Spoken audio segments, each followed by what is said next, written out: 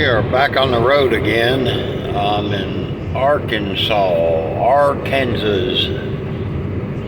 headed to Lost Wages, Nevada, with a load of carpet. Wanted to thank everyone for praying for my mother. She's got a lot of health problems. She's 84 and she's diabetic. She has a pacemaker, and she doesn't take care of herself as well as she should, especially with the diabetes. And her blood sugar got real out of whack, and so they put her in the hospital, and you guys prayed for her, and I really appreciate it. She is doing better. They got her on oxygen at home, and they got a nurse that comes out 3 times a week. I'm not able to stay home with her all the time. It's getting to the point that we might have to be looking for other options. I hope not, but when she can't take care of herself, then we're going to have to find somewhere that can take care of her 24/7, which you never look forward to anything like that with your mom, but I sat down and talked to her. Her mind's clear as a bell. And I was telling her, when you get to, because a lot of the stuff that's going wrong with her is because she doesn't do what she's supposed to do. She's supposed to exercise. She doesn't exercise. She's supposed to not be eating sweets. And I found bags and bags of chocolate in her room, And at 84, I hate to tell someone that what they can and can't do, but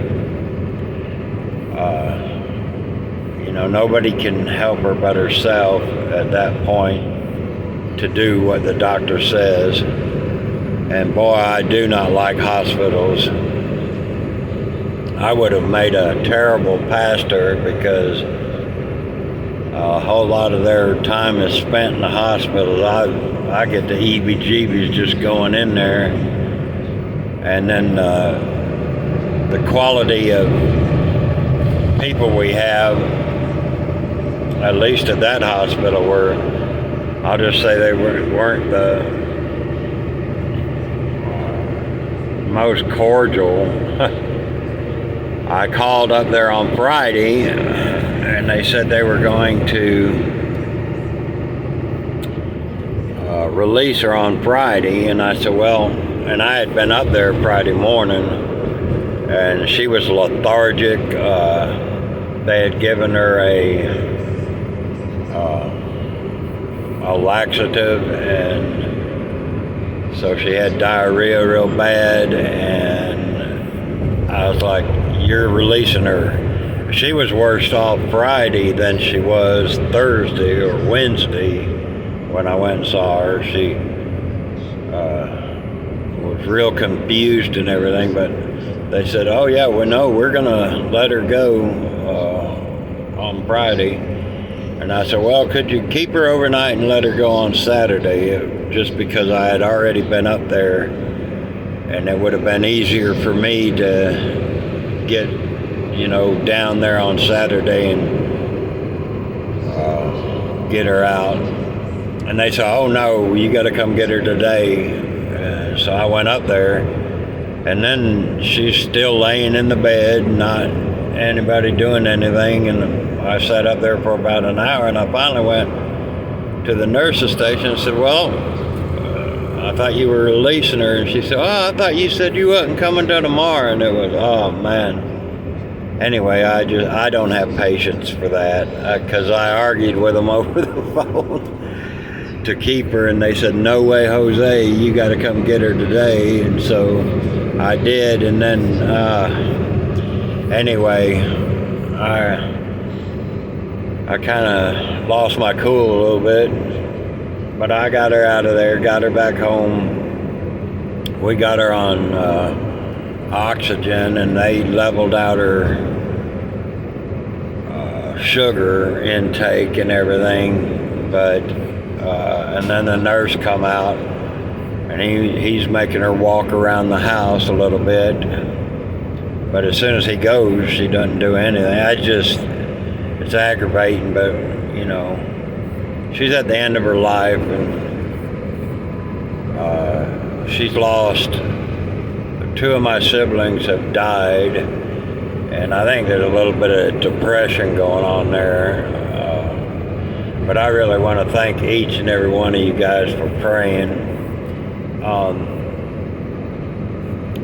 And I got to go to church, which I really enjoy going. I went so long without a church, and now I got a little church I can visit, and I really am enjoying that.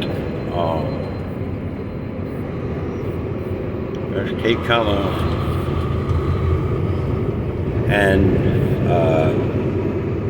there's a blessed old elder saint. I think he turned 91 or 92 this year, and he's an old preacher, and he just loves to talk about the Bible, and so do I. I mean, doctrine and stuff. And his mind is clear, and but he can't see anymore. And I'm using that compact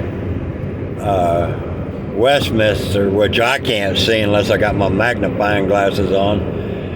But I was asking him, I ran into him as we were coming in, and I was talking to him about the rapture and the second coming and the differences, and what did he think about this and what did he think, because I glean, friends, you can always learn from anybody, but if you get a 92-year-old preacher that's doctrinally sound, you better shut your mouth and listen to him when he speaks. And we talked on the way into church, and then I sat down, and it was before Sunday school, and he just came over, and no, it was in the afternoon, I'm sorry, it was before Sunday service, and he sat down and he just went in, and he said, okay, turn to this, turn to this, turn to this. He knew exactly where all the scriptures he wanted to talk about is, and he showed me stuff I've never even heard before about the second coming and the rapture. And of course he's pre-trib, just like, you know, the Bible. But it was just wonderful to talk to that old saint. I really enjoyed going to church. I go every chance I can, and it's not a perfect church, but if it was, I couldn't be a member there. And but there's some good old saints there, and I enjoy talking to them. Anyway, the whole reason I'm making this video is just to thank you guys. I really, it's just blesses my heart to know that I can come on YouTube and make a request for prayer, and several people will really pray. And if you have any prayer requests, these people will pray for you. I've seen it over and over, and we've seen things happen. We've seen people healed. So there's power in prayer, and the Lord can heal. So if you have any prayer requests, leave them in the comments. And you guys have a great day. Remember to study those books.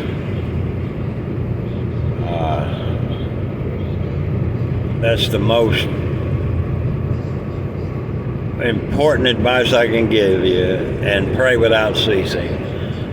Two things you cannot do too much of in this life is read your Bible and pray.